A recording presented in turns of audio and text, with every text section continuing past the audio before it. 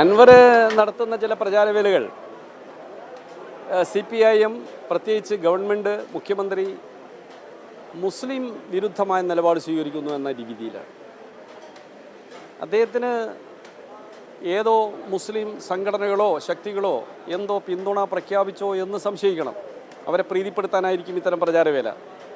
CPIMന് ന്യൂനപക്ഷങ്ങളോടും ഭൂരിപക്ഷത്തോടും ജനങ്ങളോടുള്ള നിലപാട് എന്താണെന്ന് അറിയാത്തവരല്ല കേരളീയർ. ഇതൊന്നും ഒരു ദിവസം കൊണ്ട് മാറുന്നതല്ല ഒരു രാഷ്ട്രീയ നിലപാട്. പാർലമെൻറ്റ് തെരഞ്ഞെടുപ്പ് കഴിഞ്ഞപ്പോൾ എന്താ പറഞ്ഞത്? ന്യൂനപക്ഷ പ്രീണനം കൊണ്ടാണ് തോറ്റതെന്ന്.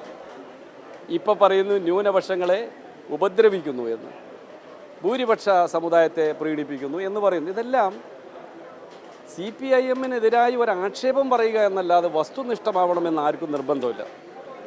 മുഖ്യമന്ത്രി ഹിന്ദു പത്രവുമായി അഭിമുഖം നടത്തി. ആ അഭിമുഖത്തിൽ പറഞ്ഞ കാര്യമല്ല പത്രത്തിൽ വന്നത് എന്ന് മുഖ്യമന്ത്രിയുടെ ഓഫീസിൽ നിന്ന് ഹിന്ദു പത്രത്തെ അറിയിച്ചപ്പോൾ അവരുടനെ തന്നെ ക്ഷമാപണം നടത്തി. ഞങ്ങളത് പത്രധർമ്മത്തിന് ചേരാത്ത വിധത്തിലായിപ്പോയി അങ്ങനെ ചെയ്തത് എന്ന് പോലും പറഞ്ഞു. അതല്ല കാണുന്നത്. മുഖ്യമന്ത്രി എൻഗേജ് ചെയ്യാത്ത PR ഏജൻസിയെക്കുറിച്ചാണ് പിന്നെ പറയുന്നത്. മുഖ്യമന്ത്രി അങ്ങനെ ഒരു PR ഏജൻസിയെ എൻഗേജ് ചെയ്തിട്ടില്ല എന്നും പറഞ്ഞു. ഇതെല്ലാം ഒരു 24 മണിക്കൂറോ 48 മണിക്കൂറോ മാത്രം നീണ്ടു നിൽക്കുന്ന ഒരു കുമിള പോലുള്ള പ്രചാരവേലയാണ്. നാളെ മറ്റൊന്ന് വരുമ്പോൾ അതായിരിക്കും പ്രശ്നം. ഒക്കെ ജനങ്ങൾ ഏറെക്കുറെ മനസ്സിലാക്കും. ജനങ്ങളെ കബളിപ്പിക്കാൻ കഴിയില്ല.